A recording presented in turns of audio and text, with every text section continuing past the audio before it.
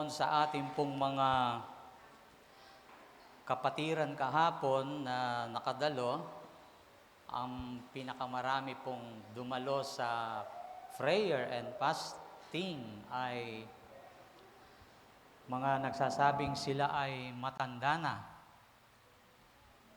Pero tumagal sila hanggang alas 4.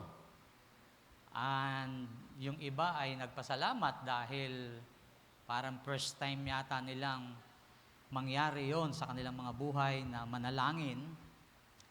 At hindi man natin alam kung ano yung mga pinagdudulog nila sa prayer, pero nagagalak ang kanilang mga kalooban at syempre kami nakasama nila ay nagagalak din sapagkat biruan nga namin sila ba ay gumagalaw pa. Kasi alam naman natin, pag mga may edad na, hindi ko naman sinasabing matatanda na. Medyo nakaka-heart yun no, di ba? Yung matanda na. Yung umiidad, masaya naman silang natapos yung pananalangin na may kasamang pag-aayuno. Ayan. So, kamusta po tayo mga kapatid sa lumipas na nakaraang mga araw?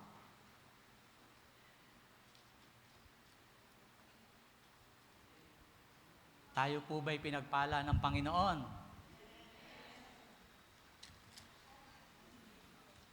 Parang yung mga pinagpala ay napakalungkot. Ang alam ko sa pinagpapala ay masaya. Okay lang yung katabi niyong hindi pinagpala kung sila ay malungkot. Tayo ba'y pinagpala ng Diyos? Maganda na yung pagpalain kaysa pagpapaluin. Ano? Alin ang mas maganda ron? Yung pagpalain o pagpapaluin? Pagpalain. Pero minsan, hindi natin maiwasan na tayo ay paluin ng Panginoon. Katulad ng mga nakaraang mga naririnig nyo po dito sa pulpito, ang Diyos talagang minsan tayo ay kinakalabit. No? Kinakalabit tayo. At minsan, ganun din, pag tayo ay may mga masasamang pakiramdam, bahagi yun ng pagkalabit ng Panginoon. Baka tayo ay pinapaalalahanan at marami na tayong mga bagay na hindi dapat nating gawin na nagiging dahilan para tayo ay magkaroon ng masamang pakiramdam. Minsan yung sobrang sipag. Hindi rin maganda yon. Pag sobrang sipag, wala ka ng panahon para, lalo na, wala ka ng panahon para sa Panginoon. Di ba? So, pero gayon pa man, mula sa ating mga pinagmulan tahanan, ang pag-iingat ng Diyos ay nasa ating lahat. Okay, mula po sa ating binasa kanina, Luke chapter 5, verse 27 to 32. Napakaganda po ng istoryang ito sapagkat yung kabuuan po ng kabanatang ito ay napakaraming ginawa ng Panginoon sa buhay ng mga tao. Katulad sa mga unang talata, kung saan yung pagpili o pagtawag ng Panginoon sa ilang mga naunang kanyang mga disipulo, yung pagpapagaling niya sa may sakit, at higit lalo dito sa tinatawag na pagpapagaling niya sa isang lalaking paralisado. So, ito pong aklat ng Lucas, siyempre walang ibang sumulat kundi si Lucas. Naalala ko lang yung nakaraan po naming pag-aaral noong araw ng Miyerkules. Ako ay natutuwa sapagkat yung ating minamahal na pastor, tinatanong yung mga bagong estudyante. Merong sumasagot na hindi ko po matandaan. Sabi ni pastor, mag-a-adjust kami. Binilisan ni pastor. hindi tuloy makasunod yung mga senior natin. Kaya doon sa mga tanong, although na, syempre, paulit-ulit nga naman yung mga sagot, pero dahil nga medyo may mga edad na, katulad namin na humihina na ang pag-intindi, na-challenge tuloy sila. Yung iba walang pinahiram ng ballpen, yung iba walang salamin. May nagsabi, yung katabi ko nga, sabi, ang sakit daw ng ulo niya. Ewan ko, dahil sa English nga naman yung manual, di siyempre pipilitin ng ating pastor na Tagalogin para lang maintindihan. Pero dahil nga sa medyo may mga edad na at parang nag-i-start sila kumbaga sa estudyante, grade 1 o prep sila, di ba? Ayun. Iba-ibang reaction, pero ang maganda doon, kahit papaano, naniniwala ako na may natitira doon sa kanilang mga narinig at natutunan. Ay, imagine niyo ba naman, tatlong lesson yata yun. Starting from 7 to 10. Di ba? Hindi ko nga alam, baka yung minamahal nating pastor, kaya na madali, tinatawagan na. Kaya kailangan matapos yung 3 lesson. Ayan. Kahit naman yung mga bata, medyo nahirapan din ma-cope up doon sa lesson. Parang review. Pero napakaganda sapagkat napag-usapan doon yung buhay ni Mateo. Kilala nyo ba si Mateo? Taas ang kanang kamay na nakakakilala kay Mateo. Ayan, 1, 2, 3, 4. Sa mga Inglesero, si Matthew. Ayan, sa mga Islangang Tagalog, si Mateo. Doon sa iba, ewan ko. Ayan. Okay, dahil dito po ay ito yung isa sa mga napakagandang bahagi na kung saan ito yung pagkatawag ng Panginoon kay Levi, no? Na tinatawag ding Matthew or Mateo. Ayan.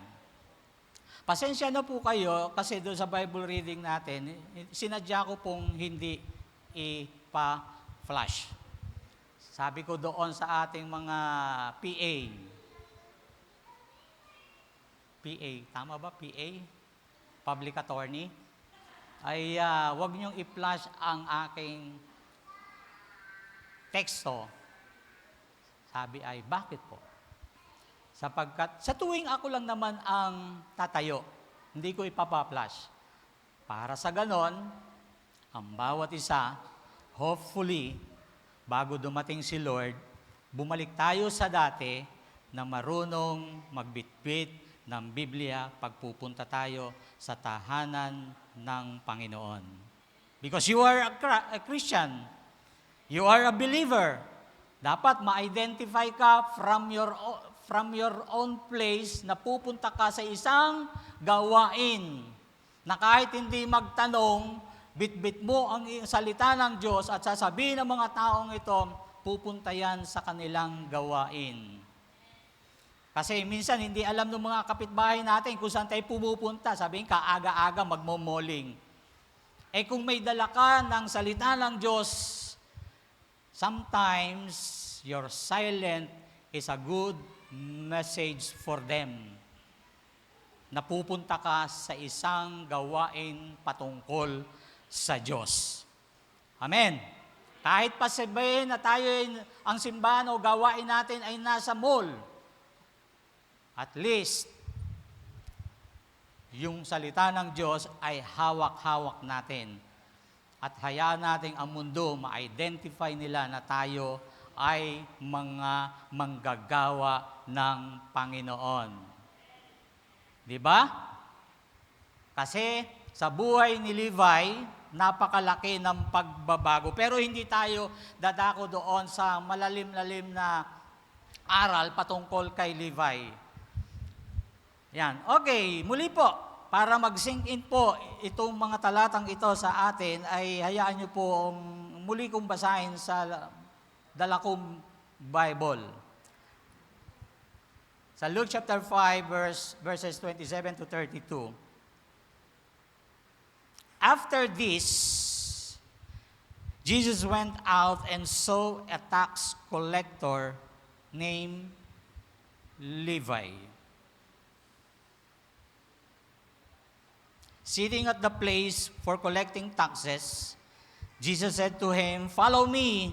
Levi got up, left everything, and went with Jesus. Then Levi gave a big dinner at his house for Jesus. At the table there were many tax collectors and some other people too. But the Pharisees and those who taught the law for the Pharisees began to complain to the followers of Jesus, "Why do you eat and drink with tax collectors and other sinners?" Jesus answered them, "Sick people are the ones who need a doctor, not those who are healthy. I have come to ask sinners to change the way they live, not those who do everything right." Right? Right. Okay. So, sino po naniniwala dito, mga kapatid, na tayo ay, bago pa tayo tinawag, although tingin mo sa sarili mo ay healthy, but in the eyes of God, you are sick. May sakit ka. May sakit ako. Na siguro noon, hindi natin nakikita at naunawan. Pag sinabi nating sick, di ba, yun yung nakaratay sa banig, yun yung may sakit, yun yung parang may ubo, masama ang pakiramdam. Yun ang pagka-intindi natin pag sinabing sick o may sakit. Pero sa katayuan po ni Levi o ni Mateo ay sa mata ng ating Panginoong Yesus, he is one na merong karamdaman. Pero sa istorya, makikita natin, he was a healthy man. Di ba? Pero sa tingin ni Jesus, dahil siya'y tinawag, kailangan ni Mateo ng isang manggagamot. Kaya napakapalad natin kung tayo man ay dumating sa punto na tinawag na ng Panginoon o nag-response na sa kanyang pagkatawag. Okay. Ang salitang sinners, mga kapatid, ay mabigat sa pandinig. Di ba? Ang salitang makasalanan, mabigat, medyo masakit po talaga yan sa pandinig. Sa panahon natin ngayon, may mga taong inaayawan agad kapag nalaman nating masama ang kanyang ugali. Kapag siya ay addict or ex-convict o kaya may madilim na nakaraan. Meron ho ba sa atin dito na mga ganitong klase ng tao na kaibigan? May mga ganitong klase ba kayong tao na kaibigan nyo?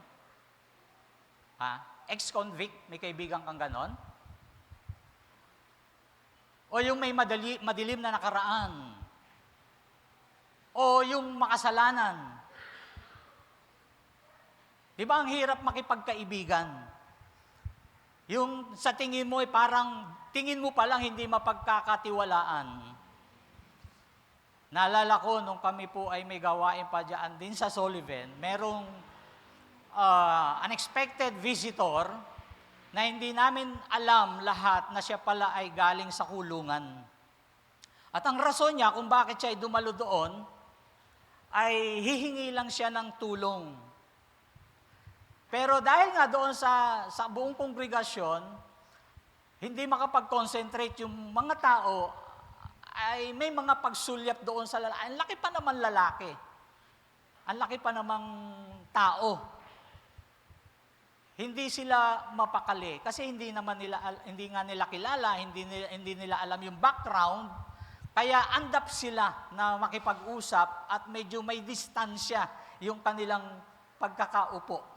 At doon lang namin nalaman at the end of the day na ito palang taong ito ay galing nga sa kulungan. tinanong nung isa naming kapatiran na, bakit po kayo nakulong? Ang sabi nung lalaki, kasi humingi ako ng tulong, hindi ako binigyan, kaya napatay ko siya. Ang lupit, ano? Ikaw ba naman tatabi kung gano'n ang istorya ng buhay niya? Kaya sabi niya, Pastor, meron po tao, yung napansin niyo ba yung lalaki, hingi daw ng tulong? Ay, ganoon ba? So, hindi ko naman personal na nakausap, pero nakarating sa akin yung istorya niya. So, sa madaling salita, binigyan naman kahit kaunting halaga, at nagpasalamat naman yung lalaki. Wala naman kayong katabi ngayon na parang ex-convict ang itsura, no? Wala naman. Okay.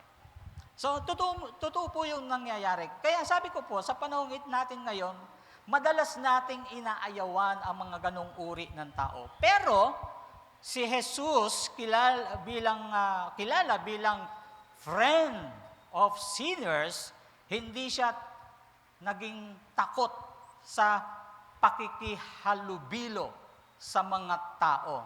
Now, imagine po natin, itong Savior natin ay tinaguri ang friend of sinners.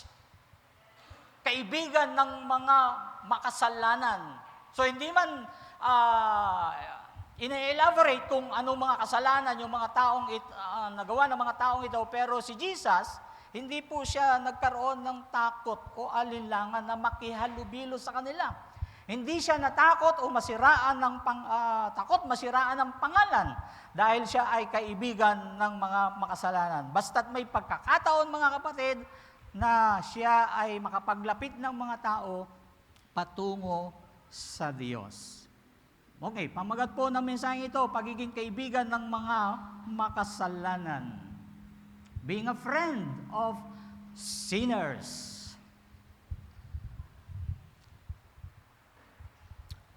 Si Jesus po ay tinawag o isinuro hindi para sa matuwid, kundi para sa makasalanan. Ang sabi uli, doon sa verse 32, I have come to ask sinners to change the way they live, not those who do everything right. Siya po ay naparito hindi para sa mga taong walang sakit, kundi siya'y naparito, kundi tawagin ang mga may sakit. So kaya ang sabi ko po kanina, kung tayo dati ay tingin natin wala tayong sakit, ang totoo nang tayo'y tawagin ng Panginoon, kabilang tayo doon sa mga taong may sakit. Bagamat sinasabi nga ng Biblia, sinasabi sa talatang ito na hindi niya tinatawag ang mga walang may sakit. Ang totoo, lahat naman ay may sakit. May mga tao lang na nag-aakalang sila ay walang sakit o walang kasalanan.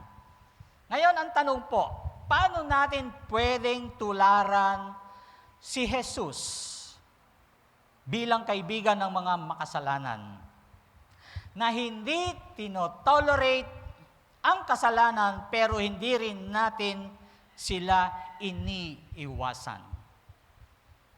Ulitin ko po, paano natin pwedeng tularan si Jesus bilang kaibigan ng mga makasalanan? Mahirap po para sa atin ito, mga kapatid, kasi ang usual nating gusto parate, ang kaibigan natin is the best person ever.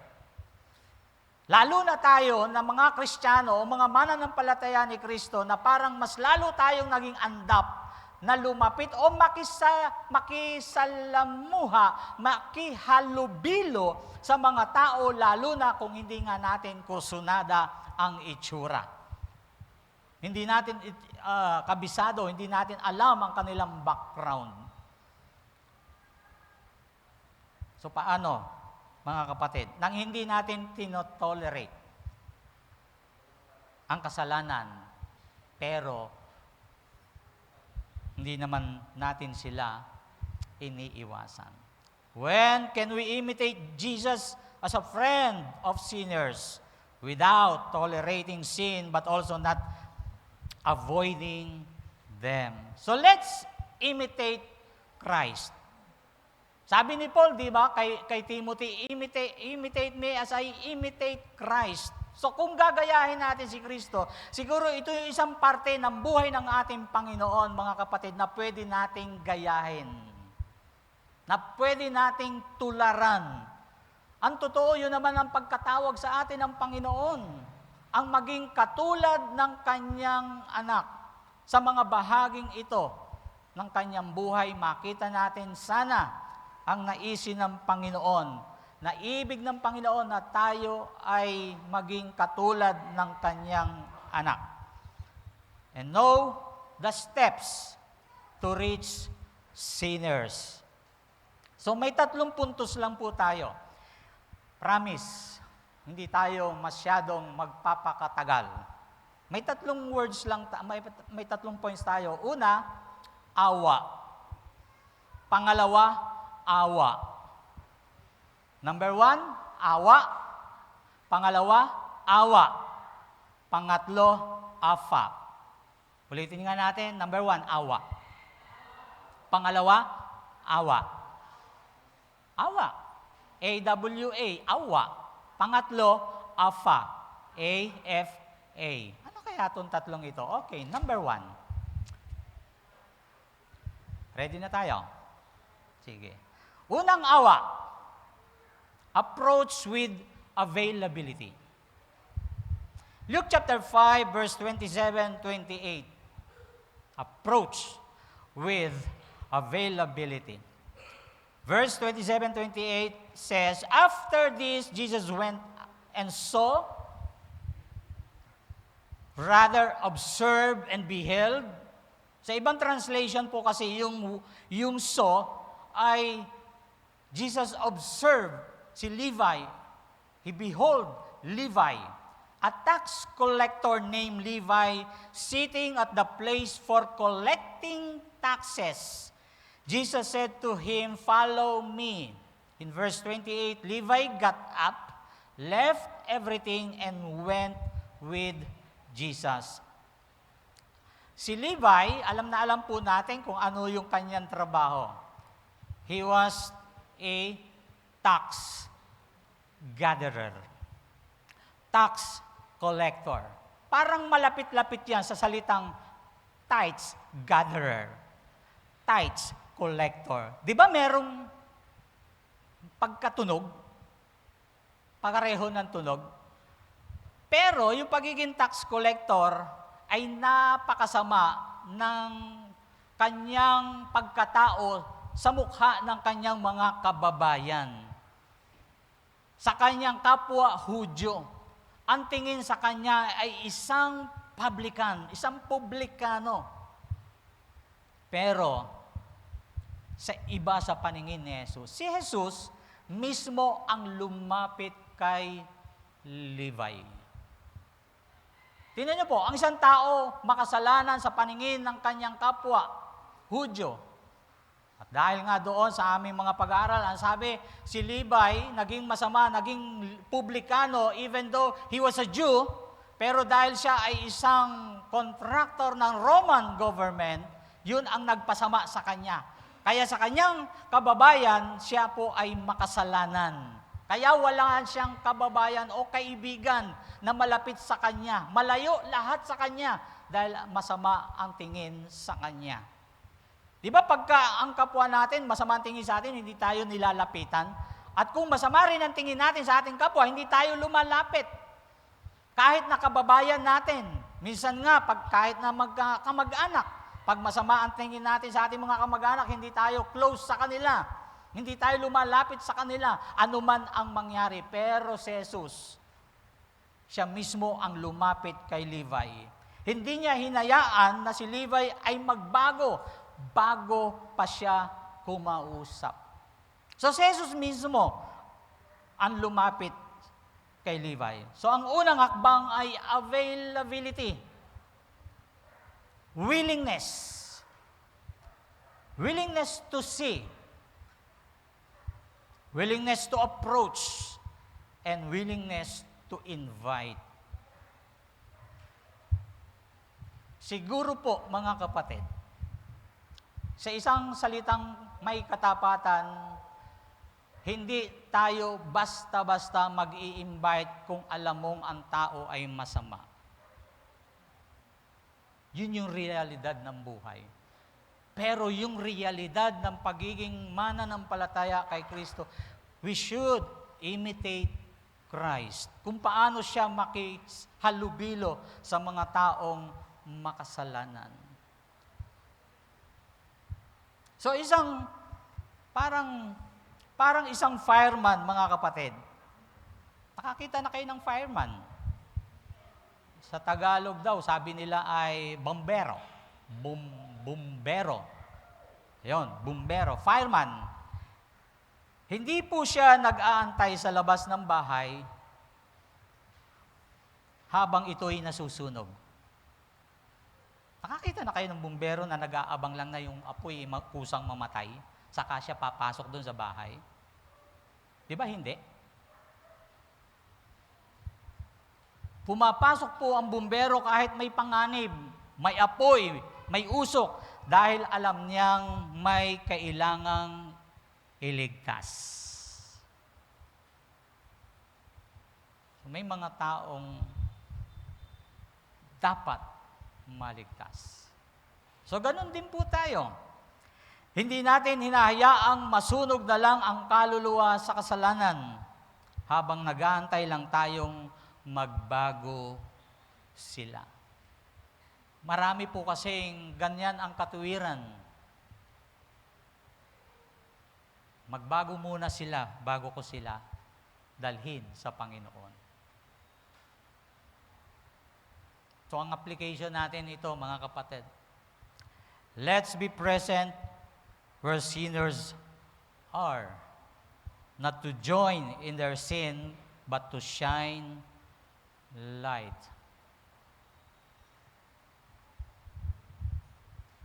Naalala ko po kahapon, 2 grupo yung nagiinuman sa amin. Ilan taon na ba kami sa lugar na yon? Almost kasabayan po namin sa tagal sa lugar na ito, sa church. Pero 1 time, twice, 4 times, he invited me to join them. From the start, alam na po nila na ako ay isang manggagawa ng Panginoon. Pero ilang beses pa rin silang nag-attempt na ako'y imbitahan sa kanilang pagpupulong. Kung saan ang isang baso ay umiikot sa 5 hanggang 6 na katao. Pero sa maraming beses na pag-invite nila at pag-a-attempt, ganon din karami ang aking pagtanggi sa kanila. Kaya, every time na sila po ay may ganong gawain, sila pa yung sumisigaw, "Pastor!" Kahagabi lang, sabi niya, "Pastor, magandang gabi." Sabi ko, magandang gabi, pero may hawak na po yun na hindi pa naman sila lasing. Lahat po yun, alam nilang ako yung manggagawa ng Panginoon. Pero hindi na po sila nag-a-attempt na ako'y imbitahan. At baka sa 5, ako ay bumigay. Tumigil sila. Tumigil kasi sila. Pero, ang punto ko po mga kapatid, hindi ko po sila tiningnan na masama. Kasi, mga kapitbahay ko sila.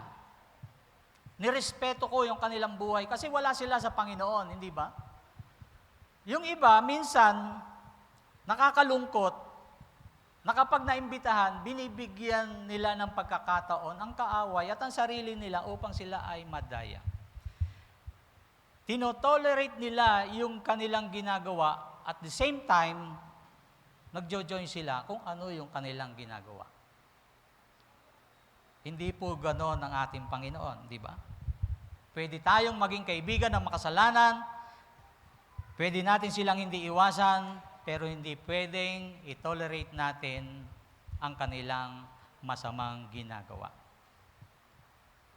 So, hindi mo kailangan maging kaibigan kanila kaagad-agad, pero maging available ka na maging kausap, kasama, at kaagapay. Kasi may mga pagkakataon, kahit po tayo ay mga mananampalataya na, minsan din, pagkaibigan mo sila, bagamat hindi ka nakisama sa kanila upang sumama, minsan ginagamit din sila ng Diyos para sa iyong kapakanan. Totoo po yun. Ay paano na lang kung kaaway natin sila at itinuring na masama? At yung panahon na hindi natin tinularan si Jesus at may nangyari sa atin, walang magagamit si Lord dahil ang tingin natin sa kanila ay masama at isa sa kanila ay hindi natin naging kaibigan. So, okay po ba yun? Approach with availability. Pangalawang awa, associate with approval. Sa Luke chapter 5, verse 29 to 30, sabi po rito, then Levi gave a big dinner. In other translation, yung big dinner po is a great banquet, a great feast. At his house for Jesus. Ginawa ni Levi ito para kay Jesus. Hindi na tayo dadako doon sa mga detalyeng ito. At the table, there were many tax collectors and some other people too. Verse 30, but the Pharisees and those who taught the law for the Pharisees began to complain to the followers of Jesus, why do you eat and drink with tax collectors and sinners? So parang, yung tanong ko po kanina, kung tayo ay may mga naging may mga kaibigan today na sa tingin natin ay mga makasalanan or sinners. Baka hindi maging akma ito. No, kasi wala tayong mga kaibigan.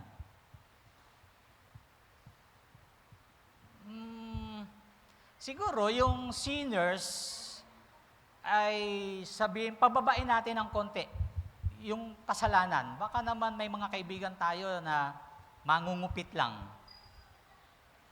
Yung mahilig mag 1, 2, 3 sa jeep, hindi nagbabayad, tumatalon na sa jeep. Di ba? Ano pa? Yung mga nangunguha ng mga office supplies, inuuwi sa kanilang bahay, kailangan ng anak yung bond paper, long and short, inuuwi. Ano pa? Yung mga simpleng makasalanan lang, huwag yung mabibigat. For sure, wala naman tayong kaibigan ganong mga ex-convict, di ba? Wala. Pero, liitan lang natin yung pagiging mga makasalanan. And kapag kakain ka, mga kapatid, kasama mo itong mga kaibigan mong mga taong ito, anong feeling mo kung ang mga taong kasama mo ay may mga bagay na alam mong may kasalanan ginagawa? Kakain kayo sa Jollibee, kakwentuhan mo makasalanan, pero hindi siyempre alam ng tao yon. Nahihiya ka ba? May naramdaman ka bang hiya? Baka wala. Kasi nga, madalas, siguro, ang ating mga kasama sa pagkain sa loob at labas ng ating mga bahay, hindi naman talaga mga sinners. Pero si Jesus, ibang klase. And do you think na may fast food na sa panahon ni Jesus? Sa tingin nyo lang, sa inyong pag-aaral, may fast food na? Wala pa siguro. Okay. Si Jesus po kumakain kasama ng mga kasalanang ito, pero hindi niya ikinakahiya na makita siya sa gitna ng mga taong kilala sa kasalanan. Sabi sa mga talata, si Levi ay gumawa ng isang big dinner. Para kanino? Para kay Jesus. Itong big dinner po na ito ay hindi isang ordinaryong hapunan o kainan. Dahil si Levi ay isang kilalang tao pagdating doon sa usapin ng pagiging mayaman. Kasi nga, si Levi ay isang worker ng Roman government. Anong sabi natin dyan? Katumbas yan ng, ano bang katumbas ng tax collector sa atin ngayon? Sa BIR. Yan. At magaling siyang mag-collect. Kaya nga napakayaman ni Levi eh. Kaya nag-prepare siya ng dinner, big dinner kay Jesus. And he invites all the publicans. Itong mga publicans na ito, mga kapatid, ay katulad po niya, mga taong malalaki, mga kilalang tao pagdating sa larangang ganito. At inimbitahan din po niya ni Levi yung mga ilang-ilang mga pariseyo. Tingnan nyo itong mga pariseyong ito. Inimbitahan na sa kainan, walang ginawa kundi ang maghanap ng ipupuna. Nakita nila si Jesus nandoon. Kaya ang sabi ng mga pariseyong ito doon sa mga disipulo ni Jesus, bakit yung guro nyo nakikikain o sumasabay ng pagkain sa mga makasalanan?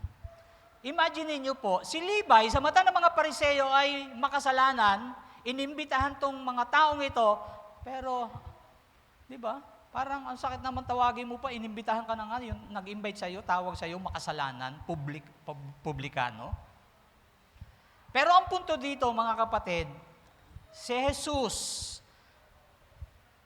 kumpara sa kanino paman, hindi niya ikinahiya na makita siya na sumasalo kasama ng mga taong kilala sa kasalanan. Pero pansinin po natin, hindi siya nakisama para sumama. He associated with sinners but never approved of sin. Kung tayo po ay mga mananampalataya at malungkot masabihin, wala naman marahil siguro dito, maraming Kristiyano na nagpapaunlak sa mga imbitasyon ng mga makasalanan. Ang malungkot, hindi lang sila nakisama, kundi sa pakikisama. Nakakalungkot nga dahil nauso po yung social media, may mga pagkakataon silang nagpipicture taking, nagse-selfie. Para bang sabihin po nating nawala ang hiya nila para i-promote pa sa social media bilang mga mananampalataya na nakibahagi sa pakikisama. Hindi lang nakisama, kundi nakisama pa. Marami na po akong na-encounter na ganyan sa totoong buhay. Dahil po sila ay magkakamag-anak, namatayan, may birthday, may kasal, ay hindi po yan nawawala ang mga inuming nakakalasing. Kahit na nakikita nila ang mga pastor nila, sasabihin, pastor, konti lang po. Si Jesus ba nagsabi sa mga disipulo niya, bantay kayo dyan, konti lang ha. Dahil naimbitahan tayo sa malaki, total, sa atin naman ito, ginawa para sa atin to. Kaya konti lang, bantay kayo dyan. Pag may nagtanong, sabihin nyo, konti lang. Sa totoo, ganun po ang ginagawa ng marami. Kaya ang puna, minsan sa mga mananampalataya ni Jesus, kapag araw ng linggo, umiiyak sa loob ng simbahan, paglabas ng simbahan, nagwawala. Hindi po ba nakakahiya? So para sa akin, kay kamag-anak ko, malalim na kaibigan, pwede tayong makisama pero huwag nating i-approve ang kasalanan. Huwag ho tayong mahiya sa ating mga sarili. Mahiya tayo sa ating Panginoon. So parang ilaw sa bahay, hindi ito dumidilim kahit pa ang paligid ay nababalot ng kadiliman. So naniniwala ako na lahat tayo may ilaw. Pero hindi nagdidilim dahil madilim ang kapaligiran. Di ba? Walang ilaw na ganon. Ganon si Jesus.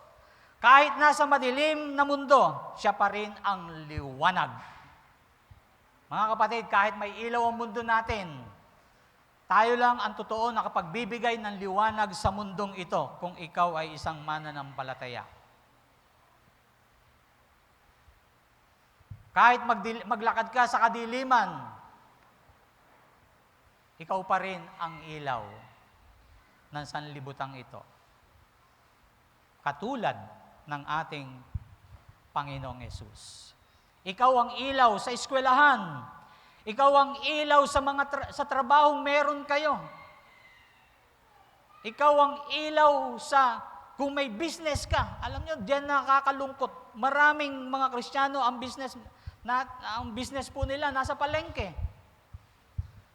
Kung ano yung gawin ng buong palengke, kung ano yung tradisyon ng buong palengke, nakikigaya po sila.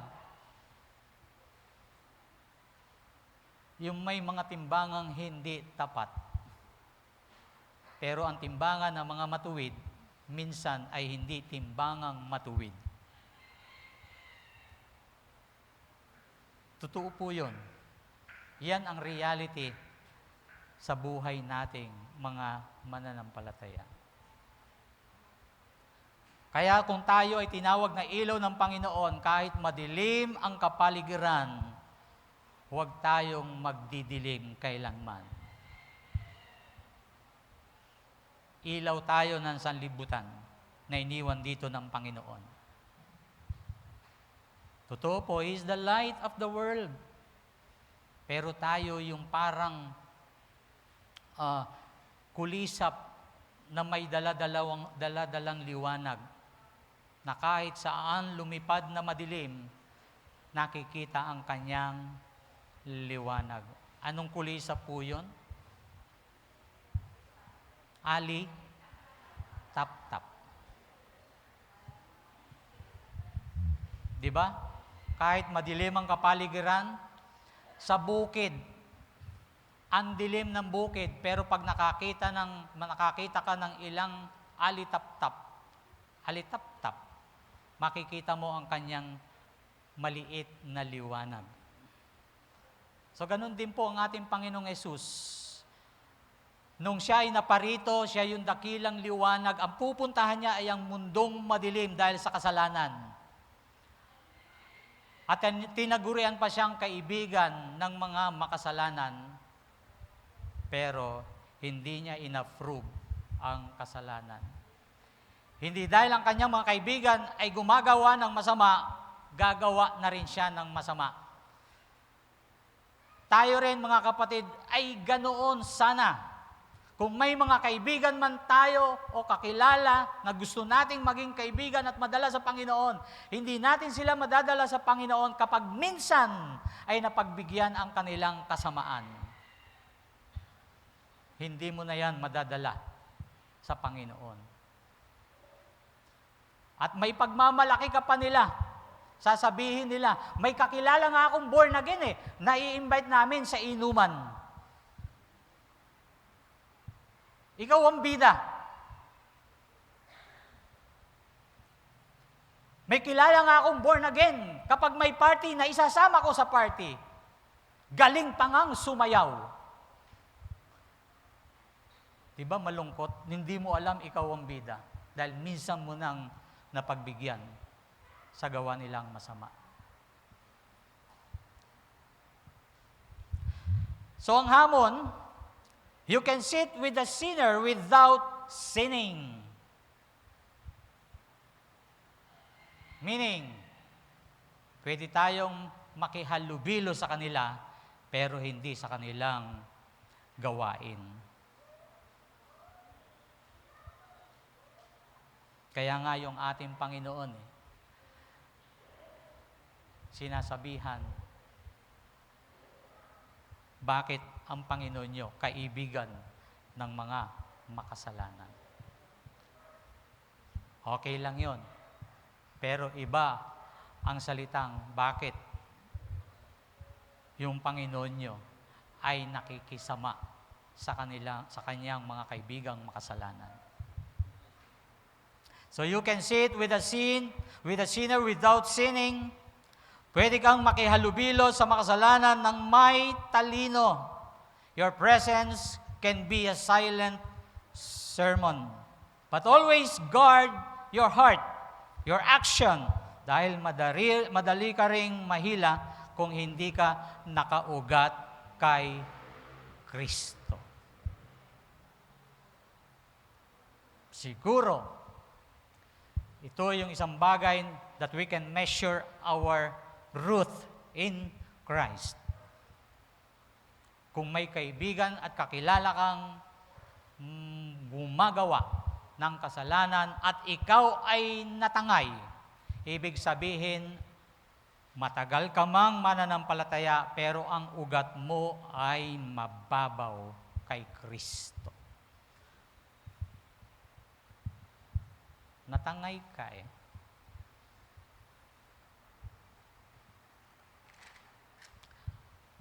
Last, at pangatlo at panghuli. AFA, aim for awakening. Aim for awakening. Luke chapter 5, verse 31 to 32.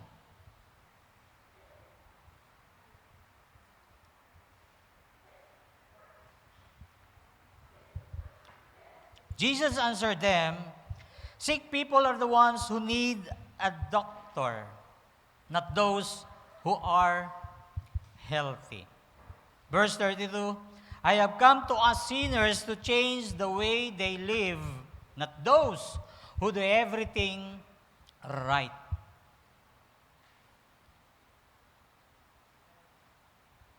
Jesus had a clear vision. Ako po naniniwala, bago pa ang Panginoon ay magministeryo dito sa lupa, sa langit pa lang, maliwanag na ang kanyang vision. Sabihin nga natin, vision. Yung iba, visyo.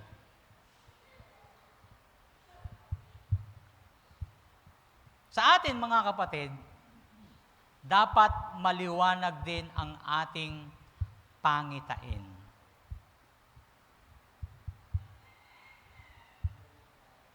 Ano yung maliwanag na vision ng ating Panginoon? Repentance. Ano yung first message ng Panginoon after He was baptized in water?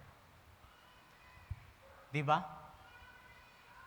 Ang kanyang mensahe ay repentance. From heaven to earth, He has a clear vision. Ang pagsisihin ang tao sa kanilang mga kasalanan. So hindi lang po pakikisama, kundi paanyaya sa pagbabago. Siguro napakainam kung ganito rin yung ating mentality. Kung tayo po ay, okay, nakapag-evangelize tayo, nakapagdala tayo ng tao, pero dapat ang vision natin ay maliwanag. Hindi lang ang pagsisisi, kundi ang pagkakaroon ng pagbabago.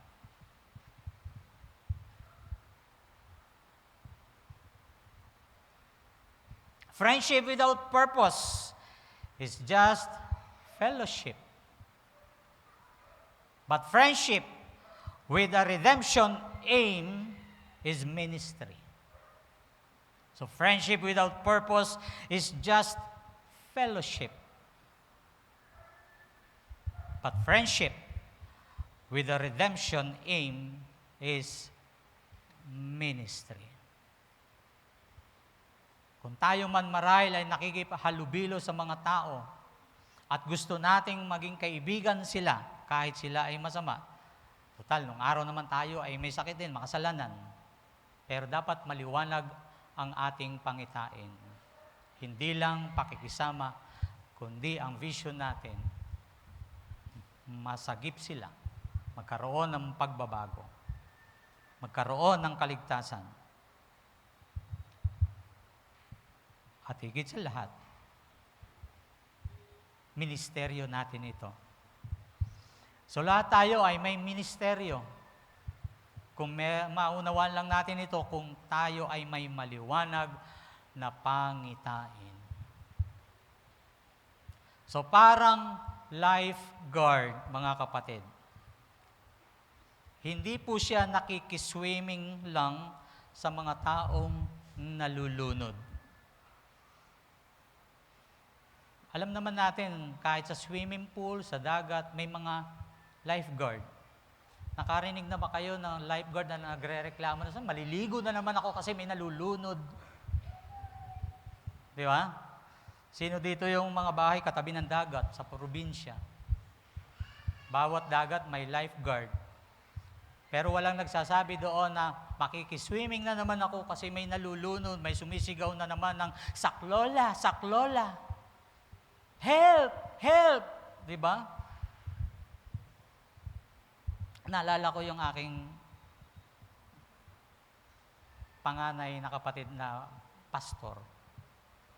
Yung bayaw ko. Ang lakas, sa totoo lang, ang lakas ng loob yung magyaya ng mga outing. Pero hindi siya marunong lumangoy. Mapapunta sa dagat, sa swimming pool. For sure, kung ikaw ang miyembro niya at nalulunod, you die. Kasi hindi marunong lumangoy. One time nga, nag-aral akong mag-save yung asawa naman niya sa swimming pool. Abay, dalawa kaming malulunod. Dahil malulunod na siya, abay, kinapitan ako sa leeg. Kaya alam niyo po, ang lifeguard dapat marunong ng karate. Oo. Kasi, ang taong nalulunod, idadamay kanyan. Hihilahin kanyan pailalim. Ikaw ang lifeguard na lulutang kasama ng iyong iniligtas. So again, ang lifeguard, hindi lang siya nakikiswimming dahil may nalulunod. Ang layunin niya ay maliwanag. Ang layunin niya ay iligtas. So sa ating pagmiministeryo, mga kapatid, bilang mga tinawag ng Panginoon, maliwanag dapat ang vision natin. Hindi lamang dalhin sila sa pagsisisi, kundi sa kaligtasan. Maraming tao ang ganito. Bumalik sa church, pero hindi bumalik kay Kristo. Maliwanag naman po yun, di ba? At kahit sa paghahayag natin ng mabuting balita, dapat hindi lang ang imbitasyon sa gawain, kundi ang imbitasyon na si Jesus ang maging Panginoon ng kanilang mga buhay para magkaroon ng tunay na pagbabago. Kaya maraming tao, pag nadala mo sa church, unang tanong, kamusta yung unang attend mo sa church? Masaya po. Bakit masaya? Kasi I am very welcome. Ang bait po ng mga kabataan, ang bait po ng mga nanay, ang bait po ng mga tatay, Bakit ka masaya? Babalik ka pa ba? Opo, pakiramdam ko, ang saya po doon, parang mga walang problema. Dumating ang mahaba-habang panahon sa kanyang buhay na wala uli. Bakit? Kasi nagbalik sa church, hindi nagbalik kay Lord. Kaya dapat maliwanag ang mensahe natin. Maliwanag ang vision natin. Dalhin natin sila kay Lord, then let us invite them to church. Kaya lahat po ng na-invite natin, mga kapatid, hindi totoo at hindi marunong sumamba sa Panginoon. Pero napatanggap ba natin? Yes! Naturuan ba natin na dapat si Jesus ay sambahin? Sometimes no. Kaya pagdating dito, hiyang-hiya. Hiyang-hiya, sumamba. Bakit nahihiya? Kasi hindi niya alam na kapag gawain na pala sa Panginoon, pag umaawit sa Panginoon, sumusurrender kahit nagsuko na ng buhay noon. Nagtataas ng kamay, sumasamba, nakapikit sa pagsamba sa Panginoon. Hindi lilinga-linga. Kasi nagbalik nga sa loob ng simbahan pero hindi nagbalik sa Panginoon. Pero si Lord, from heaven to earth, alam niya ang vision niya. Dalhin muli ang tao pabalik sa kanyang Ama. Di ba yan ang ebanghelyo dala-dala ho natin? Hindi lang sila i-invite sa church. Ipakilala ang Diyos sa kanila. Para tayong lifeguard, mga kapatid, ang attention kagad natin, kung magkaroon man tayo o maging friend of sinners man tayo, we should have a clear vision. Hindi lang maging kaibigan nila o makipagkaibigan sa kanila, kundi madala natin sila sa Panginoon at magkaroon ng kaligtasang katulad po natin. So ang hamon, pray for awakening moments. Bawat conversation, gesture, act of kindness, gamitin natin bilang tulay para ipakita si Kristo. Ask the Spirit to turn casual relationship into spiritual opportunities. Lahat ng may pagkakataon, lahat ng may mga gesture, kindness, gamitin natin bilang tulay para ipakita si Kristo. Huwag nating hayaan na humaba at natapos ang mga conversation natin sa kanila na hindi man lang natin sila naitawid sa tulay patungo kay Kristo. Tayo na rin po nagsasabi, konting panahon na lang mga kapatid. But this time, let's imitate Christ. Hindi ho masama ang maging kaibigan ng mga makasalanan. Sa aking pagtatapos, ang pagiging kaibigan ng makasalanan ay hindi po isang kompromiso. Ito ay isang misyon para sa iyo at sa akin. Ang pagiging kaibigan ng makasalanan ay hindi isang pakikipag-compromise. Ito ay isang misyon para sa iyo, para sa atin. Baka nga may mga taong inilalapit ang Diyos, kahit masama ang reputasyon, pero niloob ng Diyos na makilala ka niya o makipagkilala ka sa Kanya. And that is our mission. Pinakita sa atin ni Jesus na posibleng mahalin ang mga nawawala nang hindi nawawala ang iyong kabanalan. Ang pagiging tunay na kaibigan ay ang pagmamalasakit sa kanilang eternity. So mga kapatid, ito ang aking panawagan sa bawat isa sa atin. May mga tao ka bang kakilala na iniiwasan mong kausapin dahil masyado silang makasalanan? Hindi mo trip ang kanilang ugali. Hindi mo trip ang kanilang mga actions. Hindi sila bagay sa iyo bilang kaibigan. May mga tao bang katulad nito? Kung sakaling si Jesus ay bibigyan ka ng pagkakataong magtanong, ano ang itatanong mo sa Kanya? Bakit naging friend of sinners siya? Mga kapatid, kahit na ang isang tao ay makasalanan at niloob ng Diyos na ikaw ay makilala Kanya, baka ikaw ang Jesus sa buhay nila. Ipakita mo ang iyong liwanag. Walang aksidente sa atin bilang mananampalataya. God has always a purpose in our life. So let's be more than friendly. Maging mapagtubos na kaibigan dahil ang isa pang kaluluwa ay katumbas ng isa pang hakbang ng pagmamahal. Amen? So tayo po ay manalangin. Dakila naming Diyos, Amang Banal, salamat po sa istorya ni Levi, ni Mateo. Panginoon, nakita po namin kung gaano kaganda ang kalooban ng aming Panginoong Hesus na nakilala, na ipinakilala sa amin ang aming mga pastor, na pinakilala sa amin ang iyong mga manggagawa. Na minsan hindi po namin nakita ito, Panginoon, sa buhay ni Jesus. Sometimes, He became a friend of sinners. Lord, nakikita niyo ngayon ang aming mga buhay. Patawarin niyo po kami sa pagkakataong ito kung minsan ang tingin namin sa aming mga sarili ay higit na banal kaysa sa iba. Patawarin niyo po kami, Ama.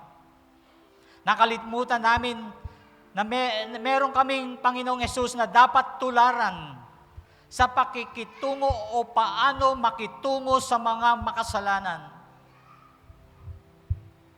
Lord, hindi po namin maidideny na ang aming Panginoong Hesus ay nakipagkaibigan, nakihalubilo sa mga makasalanan. At hindi rin po namin may tatatwa na may mga taong hindi gusto ang kanyang ginawa. May mga taong mapagpuna na ang tingin sa kanilang mga sarili ay mga banal at hindi nagkakasala. Pero ang Panginoong Hesus, pinuna nila dahil sa pagiging kaibigan ng mga makasalanan. Pero ipinakita doon, Panginoon, sa bawat pagkakataon, sa pagmiministeryo ng Panginoong Hesus, marami siyang nakapagbalik loob na tao pabalik sa iyo. Lord, ito po ang ibig naming matutunan sa huling panahong ito. Sa huling panahong ito, Panginoon, na patuloy na sumasama. Hindi lang kami maging mulat sa kasalanan, sa ginagawa ng kasalanan ng mga tao, kundi maging mulat kami kung paano kami tutulad kay Jesus.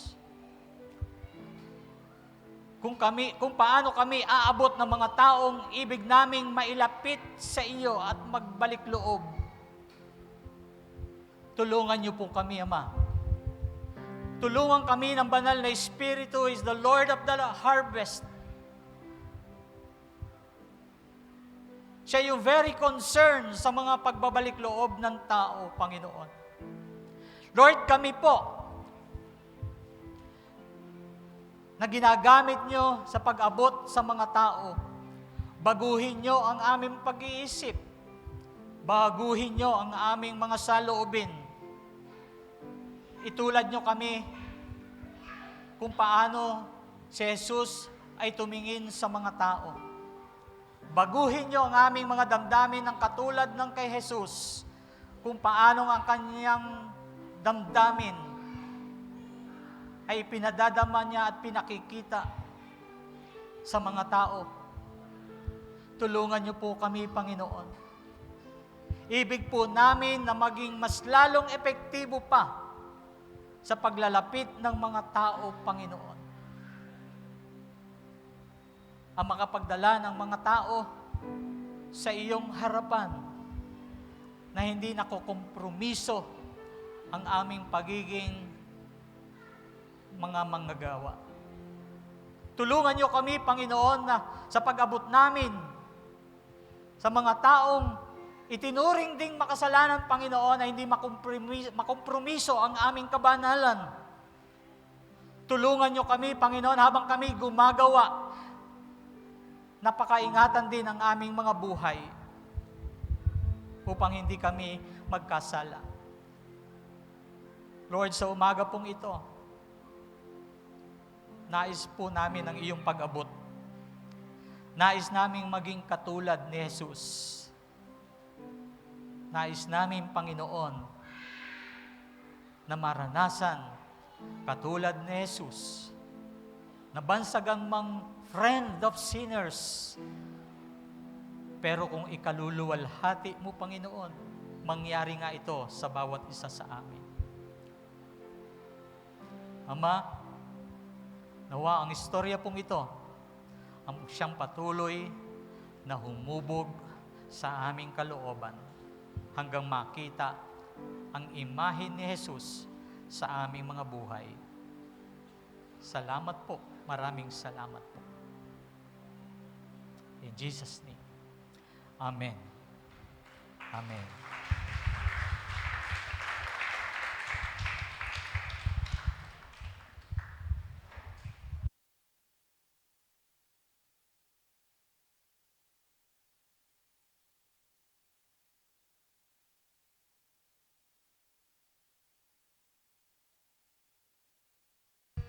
Praise God. Salamat po.